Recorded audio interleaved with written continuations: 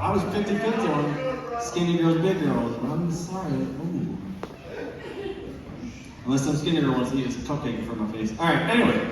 Come to the stage, get up for some Chris Biggs!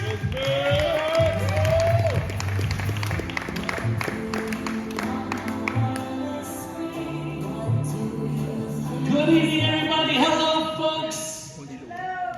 You guys are such a great audience. Thank you, Fez. This is awesome. My name is Chris Biggs, and what you need to know about me is I have been with my wife for over 20 years, and we have 4 kids together.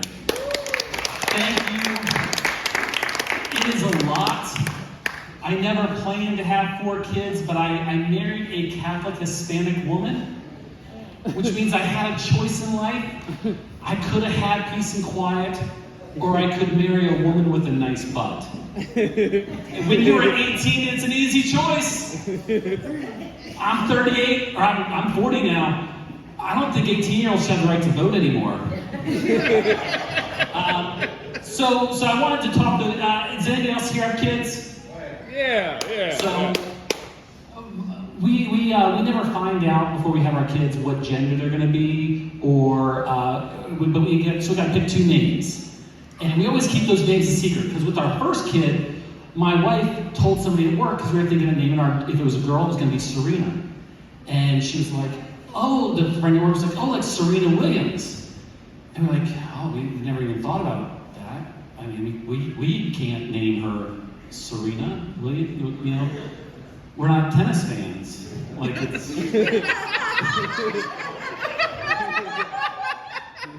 Like, you go with a name like Serena, that's an iconic name. That's where I was going with that joke. So, for our last kid though, it turned out to be a boy. We had picked 2 names. If it was a girl, we were gonna name her Ruby after my wife's grandmother.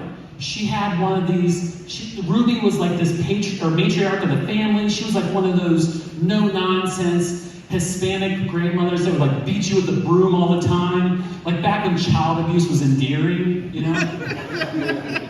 And so we're like, yeah, we're gonna pick the name Ruby. And after it turned out to be a boy, I told my parents the name. I was like, oh yeah, if it was a girl, it would have been Ruby. And my mother flipped out. And she was like, oh no, whoa, your great-grandmother's name is Ruby. That would have been really bad because people would have thought you named her after her. And I was like, well, what's the problem with great-grandma Ruby? I'd never even known I had a great-grandma Ruby. And she was like, well, she was killed in a drug deal.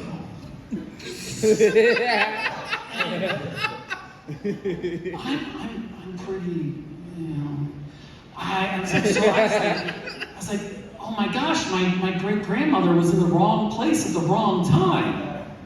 How tragic. And she's like, no. She was there robbing the drug dealers.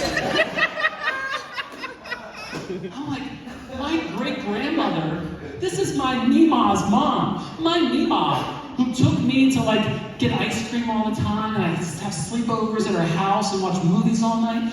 My Mima's mom was Omar from The Wire. I mean, like, can you imagine, like, oh, Ruby's coming! Like, and just drug dealers just dropping their stash? And then my naivety continued, because I was like, well, I'm glad my Mima fell far from that family tree. And that was the day that my Mima became Joanne. Because I couldn't reconcile, like, those 2 people, apparently, that I learned that my grandmother was that day. And I don't want to speak ill of the dead here, so I really have to get these jokes out fast. Because she's down in Florida, apparently not living her best life, because that was in her 20s, her 30s, her 40s, and into her 50s, where she learned the phrase, payment in lieu of prosecution. You don't think about things when you're younger, but as you get older, you go, you know, it's strange that my father's many siblings, none of them have the same last name. I mean, it's just... So is anybody excited about school starting? School, any parents? Come on, parents should be excited. I'm not excited either that school starting. Most parents are, especially when you have 4 kids. You're like, oh, come on, Chris, you gotta be loving it.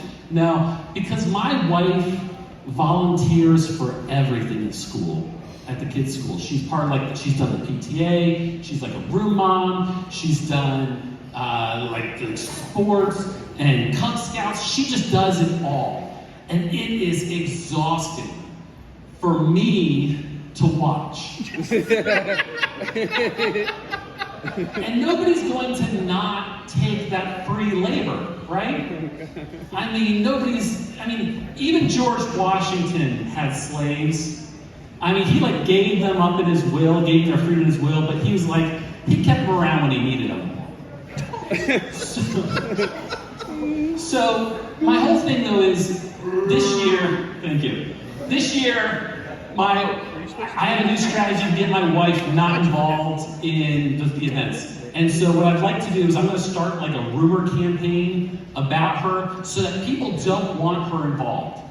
And so my first one, if the teacher is oh, hey, your wife, every time I go pick up the kids, the teacher's your wife's so amazing. She helps out so much in the classroom, gets all the parents. And I'm yeah, I'm just glad she doesn't, have those, she's not convincing the kids about her flat earth theories. But if your globe goes missing, just let me know, I'll replace it. We don't have to get anybody involved.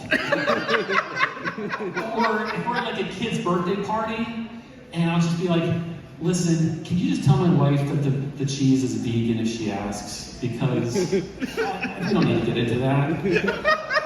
And my favorite one, if we're at a church and because these old ladies at church, they like to talk to her, your wife is such a blessing. She's such a blessing to us. I just want to yeah, I'm just glad that God delivered her through her juggalo phase.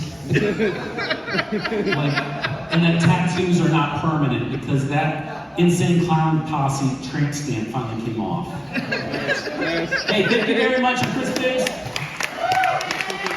Give it up for Chris Biggs! So Chris, as the great-grandson of Gangsta Ass Bitch, and the last name Biggs, what is your favorite Biggie song or verse, and why? Oh, see, we got into this. I am an Ice Cube fan. I am an NWA fan. I'm a West Coast. NWA, what group is that? They are the fellas. The fellas with attitude. Maybe we're gonna say those boys. Who you calling boy? I can't go brothers because even then it's because you brothers. Yeah, that sounds like brother. I'm brothers with attitude. I am Tony the Tiger, right? I'm just gonna great. Don't hard anything we're talking about.